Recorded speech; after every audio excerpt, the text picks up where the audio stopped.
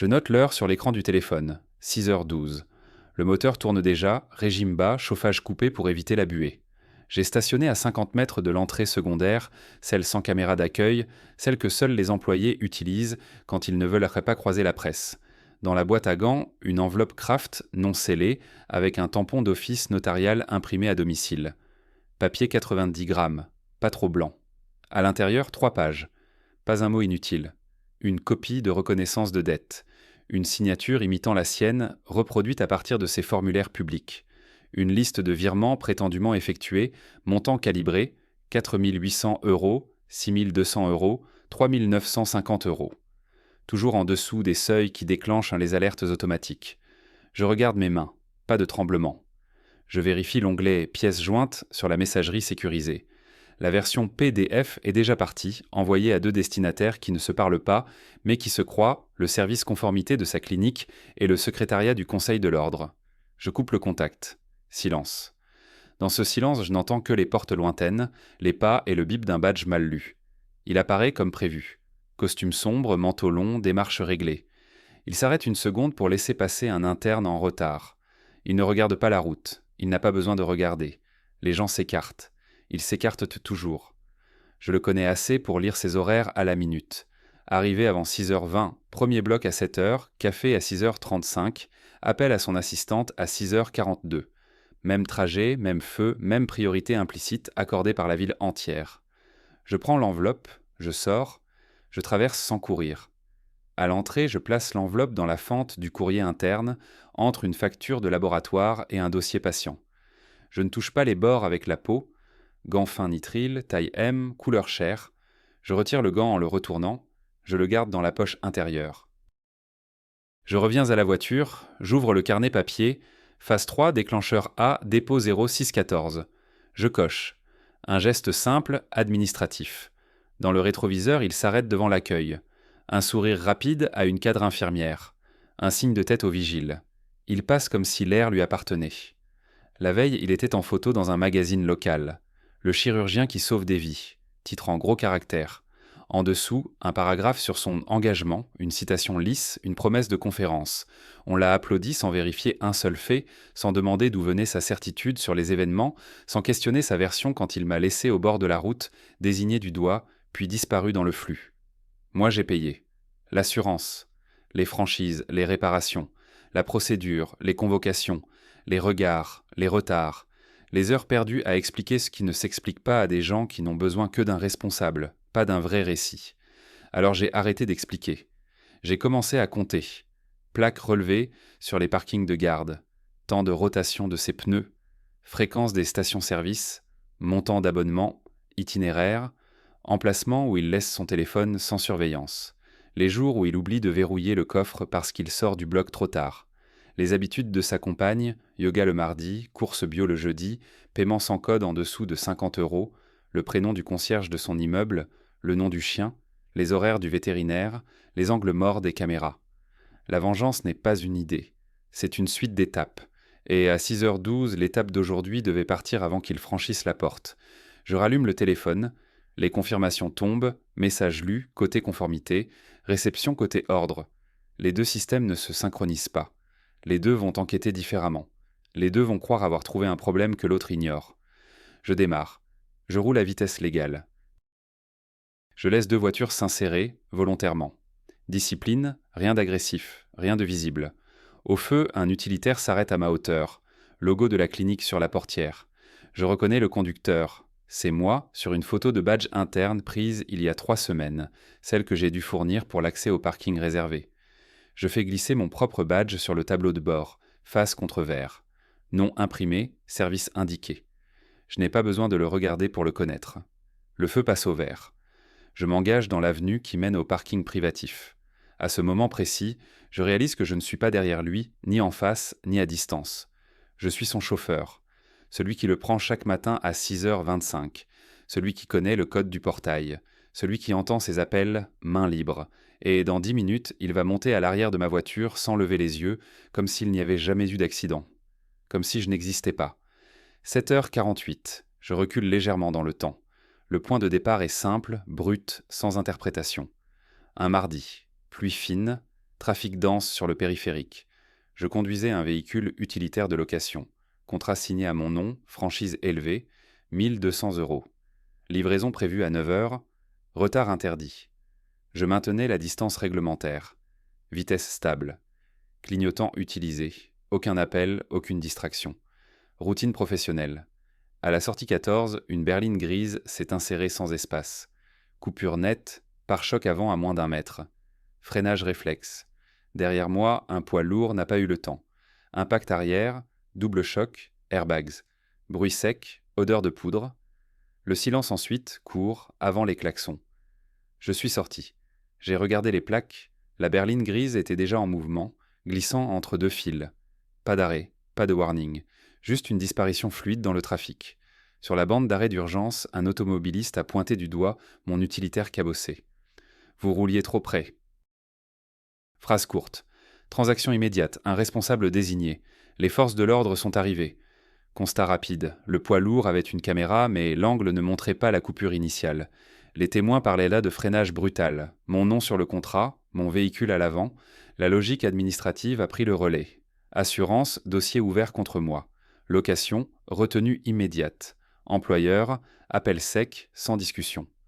Convocation, 2 semaines plus tard, bureau impersonnel, chaise dure. On m'a demandé pourquoi j'avais freiné. Je n'ai pas répondu avec des mots inutiles. J'ai décrit insertion dangereuse, absence de distance, disparition. On a noté aucune preuve du tiers. La vérité n'a pas de valeur sans image. 3 mois. Les conséquences se sont empilées sans bruit. 1200 euros de franchise, 2400 euros de réparation non couverte. 3 journées perdues en démarche. Un dossier interne marqué incident. Un client qui a résilié. Dans les couloirs, on m'a regardé différemment. Pas de phrase, juste une réduction de confiance. Pendant ce temps, lui continuait. Je l'ai vu plus tard par hasard sur un écran dans une salle d'attente, reportage local, portrait d'un chirurgien exemplaire. Costume impeccable. Même berline grise garée derrière, visible 1 seconde. Plaque lisible si on met pause. Je l'ai mise en pause. J'ai recopié. Le reste n'a pas été une réaction. Ça a été un processus. J'ai payé un rapport de recherche, 180 euros. J'ai obtenu son nom complet en 2 jours. Adresse, employeur, statut, respectabilité structurée, protection sociale automatique. Je n'ai pas cherché à le confronter. Un échange direct ne produit rien. Une accusation sans levier se dissout. J'ai commencé à observer ses trajets, ses horaires, ses habitudes de paiement, les lieux où il se croit invisible. Quand on conduit professionnellement, on apprend vite. Les gens ne voient pas les chauffeurs. Ils parlent devant eux. Ils oublient leur présence.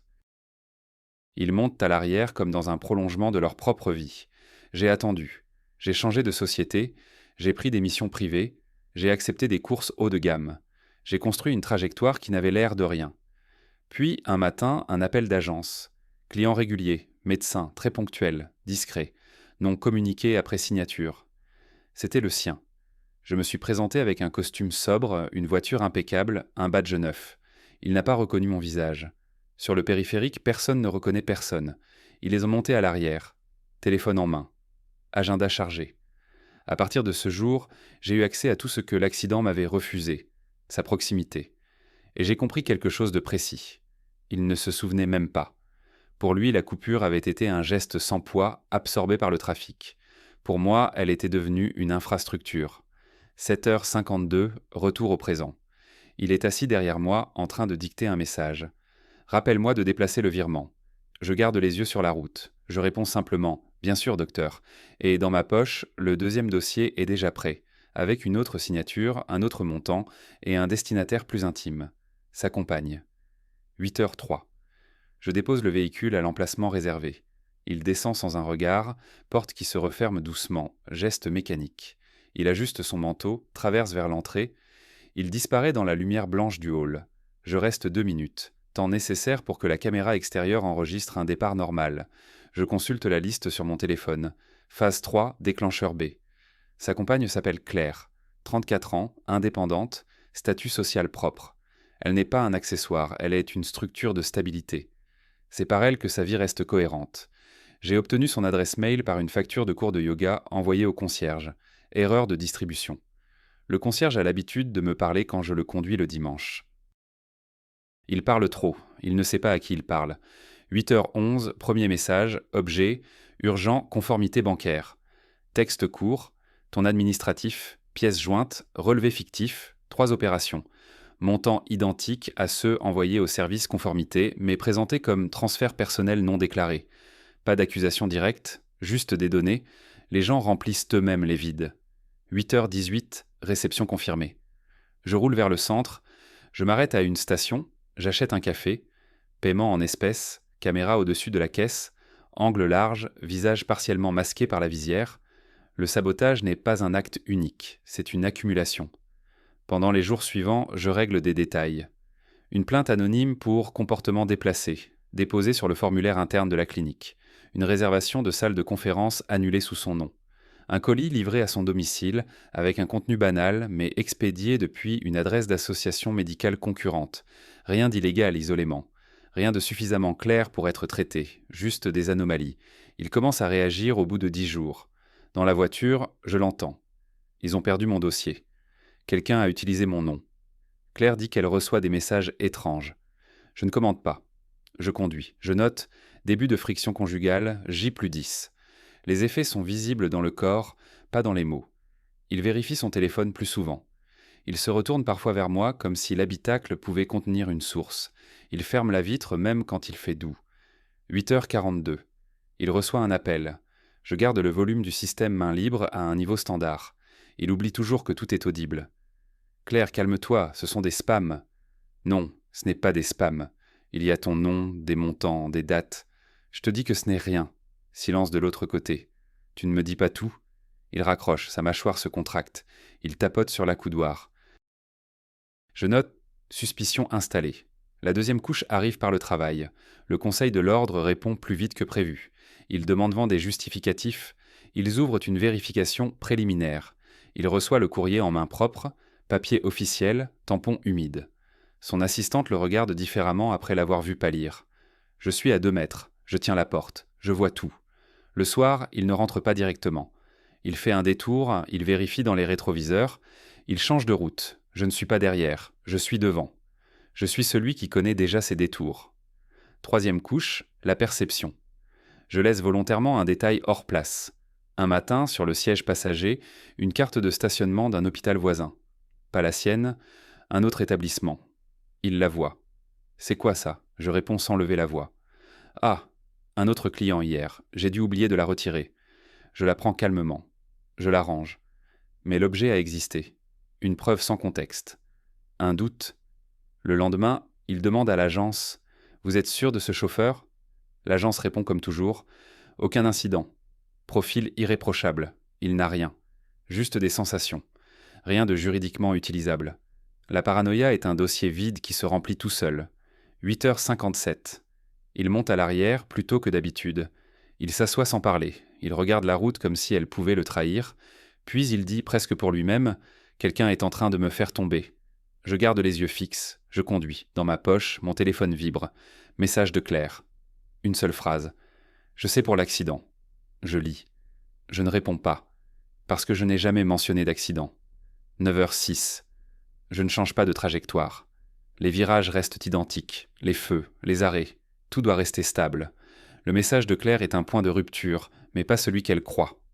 Je la contacte 2 heures plus tard depuis une ligne prépayée. Vous m'avez écrit. Silence. Qui êtes-vous? Je donne un nom neutre, un faux prénom.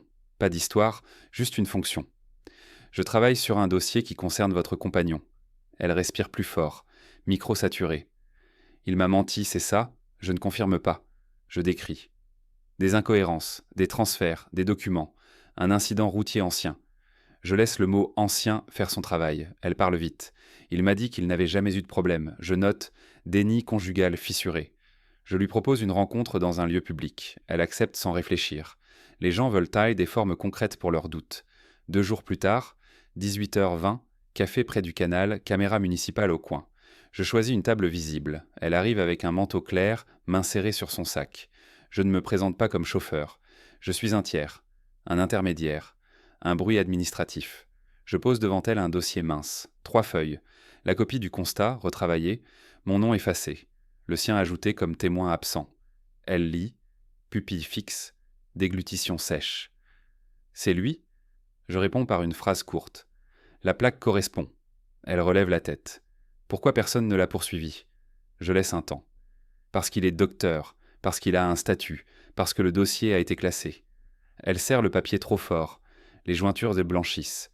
Je ne prononce pas le mot « vengeance ». Je n'en ai pas besoin. Je la regarde se construire une version intérieure. C'est plus solide quand ce n'est pas imposé. Le démantèlement commence toujours par l'intime. Les semaines suivantes, je pousse sans apparaître. Une notification bancaire « fraude possible » sur son compte joint. Une convocation au conseil de l'ordre transmise par erreur à leur domicile, ouverte par elle. Un bouquet livré au cabinet, carte signée d'un prénom masculin, écriture volontairement maladroite. Il nie, trop vite. C'est n'importe quoi. Tu inventes. Tu deviens parano. Elle observe les faits, pas les mots. Il oublie que les preuves n'ont pas besoin d'être complètes. Elles doivent seulement être nombreuses. À la clinique, la tension change de texture. Une infirmière évite son regard. Un interne se tait quand il entre. Le directeur administratif demande un rendez-vous pour clarifier certains éléments. Il rentre plus tard. Il boit de l'eau debout. Il laisse la télévision allumée sans la regarder. Dans la voiture, il me parle enfin directement. « Vous avez déjà eu l'impression qu'on vous surveillait ?» Je réponds après une seconde. « Les gens surveillent toujours, docteur. Ils ne le disent pas. » Phrase vraie, utilisable, ambiguë. Je note « projection active ». Il commence à suspecter des collègues. Un associé plus jeune, une ex-patiente, un rival. Il cherche une cause visible. Il ne regarde jamais vers le bas. Il ne regarde jamais vers le conducteur. Phase 4, destruction sociale. Je déclenche la fuite contrôlée. Un compte anonyme publie sur un forum médical local « Chirurgien sous enquête disciplinaire, prudence ». Pas de preuve. Juste une rumeur attachée à un fait réel. La convocation existe. En 24 heures, le message circule. Le Conseil de l'ordre appelle pour accélérer la procédure. La clinique suspend temporairement ses blocs par précaution. Il perd quelque chose de simple, la certitude. Claire, elle, ne dort plus. Elle fouille, elle cherche, elle ouvre des tiroirs. Un soir, elle trouve dans sa veste un ticket de péage daté du jour de l'accident. Même sortie, même heure. Il avait menti, elle ne crie pas. Elle pose le ticket sur la table, il reste immobile. Le silence est plus lourd que n'importe quelle dispute. Le lendemain matin, il monte dans ma voiture avec un sac différent. Plus petit, comme quelqu'un qui prévoit de ne pas revenir. « Conduisez-moi ailleurs aujourd'hui. » Je demande « Où, docteur ?» Il hésite. « Je ne sais pas, première fissure totale. Je prends la direction de l'hôpital, comme toujours. » Il ne s'en rend compte qu'à mi-chemin. « Non, pas là. » Je ralentis. « Vous êtes sûr ?» Il regarde autour, respiration rapide. « Quelqu'un m'attend. Je pense, oui. Parce que la dernière étape est déjà en place. Et cette fois, ce n'est pas un courrier. C'est un accident. Préparé. Et il va croire que c'est lui qui l'a provoqué. Tout est réglé pour ressembler à une conséquence naturelle. La clinique a suspendu ses interventions. Il n'a plus de bloc, plus de rôle. Il se déplace comme un homme sans fonction. Je le prends en charge à un point inhabituel, demandé la veille par message. Parking souterrain, niveau -2, zone sans réception, réseau stable. Il monte vite, porte claquée. Il ne s'assoit pas correctement. Il regarde derrière. « Personne ne vous a suivi ?» Je réponds. « Non, c'est exact. Je n'ai pas besoin d'être suivi quand je suis déjà là. » Je roule vers la sortie. Rampe étroite, béton humide. À l'approche de la barrière, un véhicule de sécurité interne bloque partiellement le passage. 2 agents discutent. L'un tient une tablette, il se redresse. « Qu'est-ce que c'est ?» Je ralentis. L'agent lève les yeux. Reconnaissance immédiate. « Docteur, on a besoin de vous parler. » La voix est polie, mais la posture est ferme. Il ouvre la fenêtre. « Plus tard, je suis pressé. » L'agent ne bouge pas. C'est à propos d'un signalement, une patiente, et des documents financiers. Le mot « financier » tombe comme une pièce froide. Je reste silencieux. Moteur au ralenti, caméra de rampe au-dessus, tout est enregistré. Il serre les dents. C'est absurde. L'agent consulte sa tablette. On nous demande de vous accompagner au bureau de direction. Il se tourne vers moi. Partez. Je ne peux pas. La barrière est fermée. L'espace est trop étroit. Je suis coincé volontairement. Il comprend trop tard.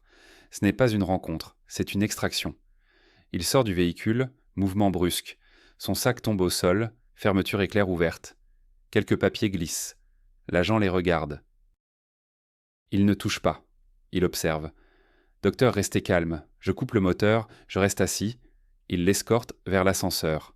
Je note mentalement Début officiel de procédure interne, captation vidéo complète. 1 heure plus tard, la deuxième lame tombe. Claire publie un message privé à 3 proches. Je crois qu'il m'a menti sur un accident. Et maintenant, il est sous enquête. Pas de haine, pas de colère. Juste une phrase factuelle. La réputation se désagrège mieux quand elle se dégrade par fragments. À 13h22, une notification apparaît sur son téléphone. Gel temporaire de ses comptes professionnels dans l'attente de vérification. Il appelle. Aucun interlocuteur immédiat. Il n'a plus d'accès direct à ses outils. La perte de contrôle est logistique. À 15h10, il quitte la clinique accompagné. Visage fermé. Aucun journaliste. Pas encore. Il monte à l'arrière sans parler. Je conduis vers son domicile. À mi-chemin, un véhicule nous suit. Pas discret. SUV sombre, 2 personnes à l'intérieur. Il le voit. « Vous voyez ça ?» Je réponds. « Oui », il murmure. Il me traque. Je ne dis rien. Le SUV reste à distance constante. C'est un véhicule de société de recouvrement, mandaté pour une dette fictive que j'ai fait apparaître via la reconnaissance de dette. Tout se tient. Tout se resserre. À 16h03, devant son immeuble, 2 hommes l'attendent. Dossier en main. Ils parlent de saisie, de procédure, de délai. Il recule. « Je n'ai jamais signé ça. » L'un montre la signature. « Elle est cela. » Il pâlit. Il se tourne vers moi pour la première fois avec une demande brute. « Vous pouvez témoigner que je n'ai jamais... » Je coupe court, voix neutre. « Docteur, je ne sais rien de vos affaires. » Phrase exacte. Je ne sais rien officiellement. Il monte chez lui, porte claquée. Je reste en bas. Je regarde les fenêtres. À 19h47, une ambulance arrive. Sirène coupée. Intervention discrète. Un voisin a appelé. Cri, chute, tes possibles malaises. Claire n'est pas là. Il est seul. Je ne bouge pas. À 20h12, il est évacué sur un brancard. Regard fixe, respiration courte, pas de mots. Le monde entier le regarde enfin comme un problème, pas comme une solution. Je note effondrement complet, social, professionnel, intime. Je devrais m'arrêter là. Mais la vengeance parfaite exige une dernière preuve, qu'il ne puisse jamais revenir. Je démarre. Je roule vers un endroit précis, préparé depuis des semaines. Un carrefour, même sortie 14, même périphérique, même pluie fine ce soir-là. Je m'arrête sur la bande d'arrêt d'urgence, exactement où mon utilitaire avait fini. Je sors, dans ma main, un téléphone. J'appelle un numéro que je n'ai jamais appelé. Les urgences. Je donne une localisation. Accident. Véhicule arrêté. Conducteur inconscient. Je raccroche. Je regarde la route vide. Puis derrière moi, un bruit, un moteur, une voiture qui freine trop tard. Un choc. Et cette fois, c'est moi qui suis projeté contre le métal, respiration coupée, vision fragmentée. Avant que le noir tombe, je vois la silhouette qui sort du véhicule en courant. Blouse blanche, un badge, le même visage. Le docteur, debout au-dessus de moi. Je suis allongé sur l'asphalte. La pluie colle les vêtements. Le goût métallique remonte dans la bouche. Les sons arrivent en couches. Sirène, pas, ordre court. Le docteur est agenouillé. Il appuie 2 doigts sur mon cou. Recherche du pouls. Geste automatique. Aucun tremblement. Ne bougez pas. Sa voix est basse. Contrôle clinique. Je ne réponds pas. L'air entre difficilement.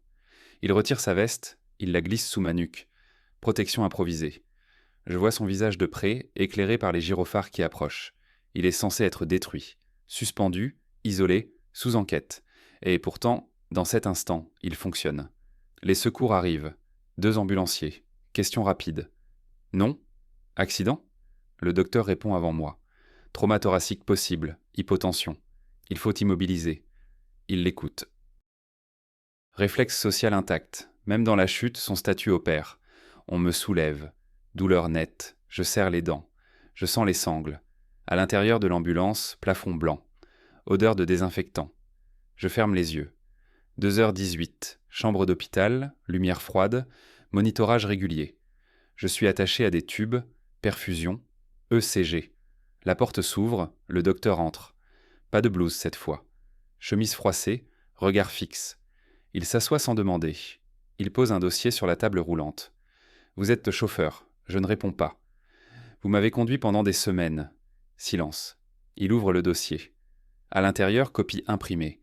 Mes faux documents, les plaintes, les mails, il a tout. C'était vous. Je regarde le plafond, il continue, factuel. Le Conseil de l'Ordre a reçu des pièces falsifiées. Ma compagne a reçu des messages orchestrés. Une dette fictive est apparue. Quelqu'un a construit une réalité autour de moi. Il marque une pause. Pour un accident. Le mot est neutre, mais il est précis. Je tourne légèrement la tête, mes côtes protestent. Vous ne vous souvenez pas. Il acquiesce. Je ne me souvenais pas. Il sort un papier, un rapport de police, ancien. J'ai demandé la réouverture du dossier cet après-midi, avant tout ça. Il me montre une photo, caméra urbaine, angle différent, un carrefour en amont de la sortie 14. On y voit la berline grise, oui, mais on voit aussi autre chose. Un camion en travers, plus loin. Perte de chargement. Début de chaos. Et sa manœuvre, une insertion brutale pour éviter de percuter de plein fouet. Il n'a pas coupé pour gagner, il a coupé pour ne pas mourir. Il relève les yeux. Si je n'avais pas fait ça, j'aurais percuté ce camion, à 90 km/h. Il respire lentement. Vous étiez derrière. Vous auriez été dedans aussi. Les images restent. Aucun commentaire possible. Je fixe la photo. Tout mon plan est construit sur une intention que je n'ai jamais vérifiée. Il referme le dossier. J'ai perdu ma clinique. Claire est partie. Mon nom est dans des forums. Il y aura des années de procédure. Il se lève. Et pourtant je suis là. Parce que c'est mon métier. Il s'approche du lit. Ajuste ma perfusion. Vérifie mon rythme. Geste propre. Aucun excès. Avant de sortir, il se tourne une dernière fois. Vous avez voulu une responsabilité parfaite. Il regarde le moniteur. Maintenant, vous êtes vivant par la main de l'homme que vous avez détruit. La porte se referme. Le silence revient. Je reste seul, immobilisé, sans véhicule, sans mouvement. Sur la table, la photo du carrefour reste visible. Et je comprends avec une précision froide que la vengeance que j'ai exécutée n'a pas exposé un coupable. Elle a effacé un homme qui, ce jour-là, m'avait peut-être déjà sauvé.